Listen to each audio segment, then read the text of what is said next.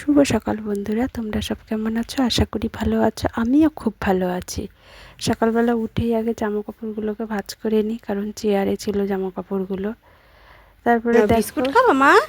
এই বিস্কুট কে খাবে? কি মা কি মা কি মা বিস্কুট কে খাবে? কে খাবে বাবা? কে খাবে? তুমি তো আসো না, কতদিন আসো না, আমি তোমায় দেখতে পাই না। তুমি কোথায় গেছিলা? কোথায় গেছিলা? তুমি কোথায় গেছো? এই মাথা গরম হয়ে গেছে তো তোমার। হ্যাঁ, এ নাও এ নাও এ নাও। এটা খাবা বাবা? নাও খাও খাও খাও খাও খাও খাও।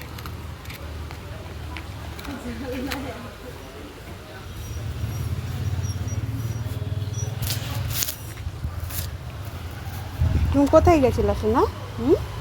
মানে মাথা কত গরম। তুমি ঘুরতে যাও, কোথায় কোথায় যাও? এই যে না, খাও খাও। আর তুই তুই আসলে পরে তো আমি তো পারি না ওকে আদর করতে। দেখছো, দেখো এখান দিয়ে কান্না করছে। ওকে ওকে কেন ভালোবাসি? আমি তো দরজা আটকে দিয়েছি। দেখো ও ওইখান থেকে ও চিন্তা করছে যে আমি তো ভাম্বুরে আদর করছি, এর নাম হচ্ছে ভাম্বু। আমি দেখো কি বাবা, কি পাগলের, আমি দরজা আটকে দিয়েছি। দেখো দরজা আটকে দিয়েছি, নালে পরে ও চলে আসবে। যে দরজা আটকানো, তারপরে আমি ওর একটু আদর করতে পারছি, নাহলে পারবোই না আদর করতে।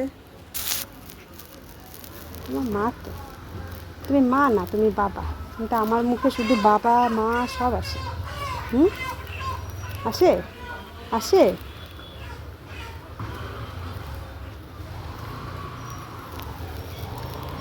তারপরে দেখো, আমি ওই যে বড়ি দিয়েছিলাম, এর আগে তোমাদেরকে দেখিয়েছিলাম যে বড়ি দিয়েছি। সেই বড়ি দিয়েছি, শীতকালে অনেক বড়ি দিয়েছি, কিন্তু সেইগুলো না বিউলির ডাল দিয়ে শুধু দিয়েছিলাম তো খুব হালকা হয়, ঝোলে দিলে পরে একদম গলে যায়। তাই একটু শক্ত করার জন্য আমি ওইটার মধ্যে এবার একটুখানি সুজি মানে মিক্সিতে পেস্ট করে তারপরে আমি আর কি দিয়েছিলাম।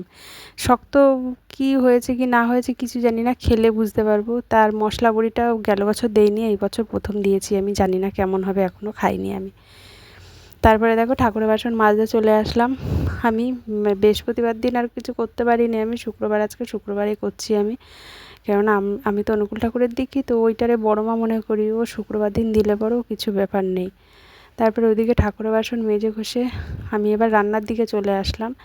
রান্না করলাম হচ্ছে আলু সয়াবিনের ঝোল। ঝোলটা অতিরিক্তই হয়ে গেছে, ঠিক আছে। ঝোলটা আমি ওই বাটিটা ধরে গ্যাসের উপরে বসিয়ে নিলে আর একটু টানিয়ে নেবো আমি। আর রান্না করেছিলাম অনেক সব রকমের সে সবজি দিয়ে, পুঁই শাক, শাক, কুমড়ো, আলু টালু দিয়ে একটা তরকারি করেছে, সোয়াবিনের তরকারি।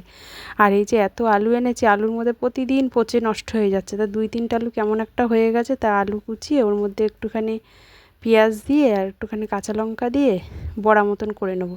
আর জানো না সেদিনকার মানে আজকে সকালবেলাতেই মানে বুড়ো আঙুলের মাথাটা অনেকটা কেটে গেছে।